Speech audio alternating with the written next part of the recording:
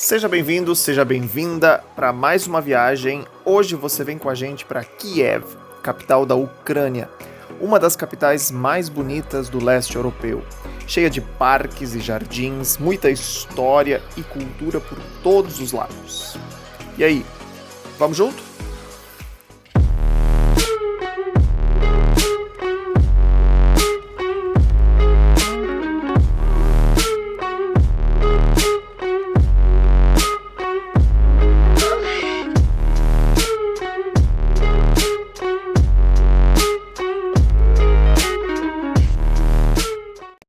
Bom dia! Ainda estou aqui em Kiev. Tem muito mais coisa para fazer aqui além de Chernobyl, né? Então, eu já estou aqui há 2 dias. Ontem foi o dia de Chernobyl. Hoje e amanhã eu ainda estarei por aqui. Oi. De qualquer forma, eu vim para começar o meu dia aqui no lugar que talvez seja o lugar mais famoso e conhecido de Kiev, capital da Ucrânia, que é a Praça da Independência. Ela serviu para vários movimentos ao longo da história. O mais recente é a Revolução de 2014, já vou falar sobre ela ali de baixo. Um rapidinho então aqui ao redor. O museu, não é museu, é um centro cultural que tem ali. Um relógio de flores, que devia ter flores, mas a gente está no inverno, né? A Praça da Independência, que também ficou conhecida em 2014 como Euromaidan. Já vou falar sobre ela e sobre a Revolução daqui a pouco. Ali tá, uma bandeira da Ucrânia. Na verdade é azul e amarelo porque representa campos de trigo sob o céu azul. Eu não sabia, mas a Ucrânia é um dos países com terra mais férteis do mundo. Por isso, então, campos de trigo. Curioso, né? De qualquer forma, eu vou descer embaixo para falar um pouco sobre então a praça e sobre essa Revolução de 2014. Então, do que se trata essa revolução? Em 2014, uma parcela da população se revoltou contra o presidente na ocasião, que tentava uma aproximação de novo com a Rússia. E aí começaram a fazer uma série de movimentos aqui nessa praça, de forma a sitiá-la, contra isso, que culminou depois na queda do presidente. Claro que aí teve um papel muito importante do mosteiro de São Miguel, depois eu vou lá no mosteiro para falar sobre. Só queria comentar o seguinte, é complicado fazer um julgamento ali, um julgamento político.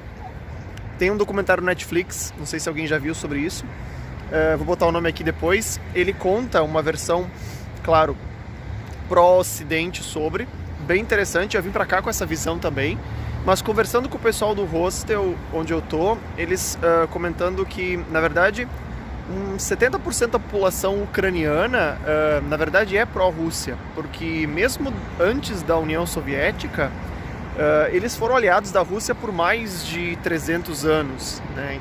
Fizeram parte do Império Russo por mais de 300 anos.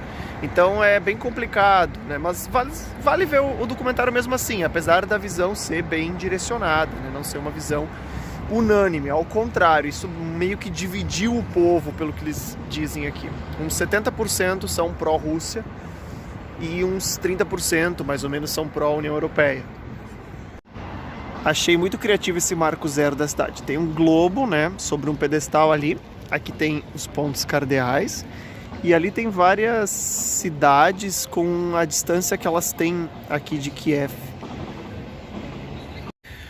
Olha que curioso, aqui em uma praça no centro de Kiev, encontrei uma estátua em homenagem a Dante Alighieri. Eu estava lendo aqui que ela foi dada pelo governo italiano em 2015 como uma forma de, amizade com Kiev.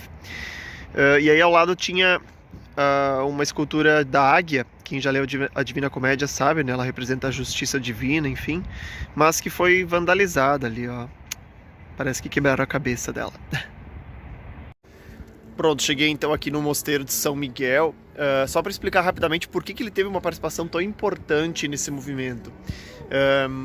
O governo faz uma série de medidas para que, de certa forma, se autorize uma repressão policial maior, de tal forma que em uma das noites os militares cercam essa manifestação, cercam a praça em número tão grande que não havia como eles manterem, né, a manifestação, os policiais iam acabar entrando. Então os monges aqui do mosteiro decidem tocar todos os sinos juntos, coisa que tinha acontecido pela última vez lá em 1240, quando da invasão dos tártaro-mongóis aqui em Kiev. Então eles decidem tocar esses sinos todos juntos depois de 800 anos, e isso faz com que a população meio que se reanime e que venha em massa, isso é madrugada, né? Venha em massa para a praça, fazendo com que então a manifestação se tornasse mais intensa e naturalmente maior, e portanto culminando aí depois de alguns dias, ou no dia seguinte eu acho, na queda do presidente, na deposição do presidente.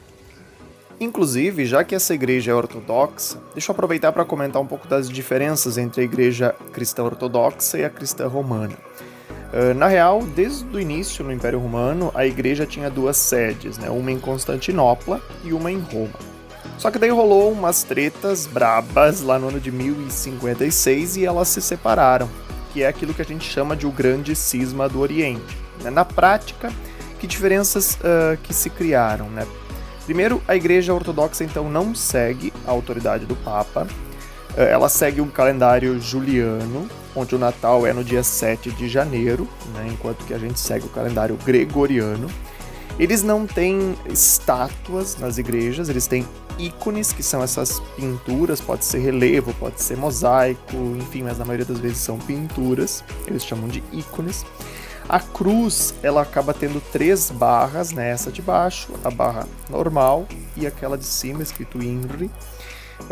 Enfim, tem muitas diferenças, mas também tem muitas semelhanças. No fim das contas, são igrejas cristãs, né?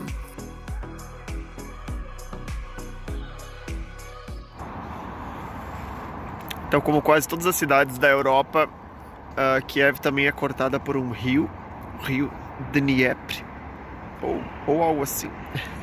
É isso que está embaixo. Eu devo ter dito lá no início da viagem que eu estou usando um chip de celular único para todos os países que eu estou visitando. É aquele chip da Easy4U, você só diz os países que você vai visitar e ele funciona em todos eles. Só queria comentar que aqui na Ucrânia ele não funcionou. Quando eu entrei aqui em território ucraniano, ele não estava dando sinal, então eu comprei um chip local, que também é muito fácil, muito prático de acessar. Devo ter pago uns 7 ou 8 euros. E é um chip para utilização de internet 4G dados, né? Mas só para dizer que aqui não funcionou o da Easy4U. De qualquer forma, não dá para ficar sem internet, né? Principalmente viajando sozinho num lugar onde a língua é tão diferente.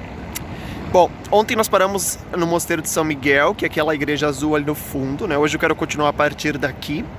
Tem um carinha aqui num cavalo, não sei quem é.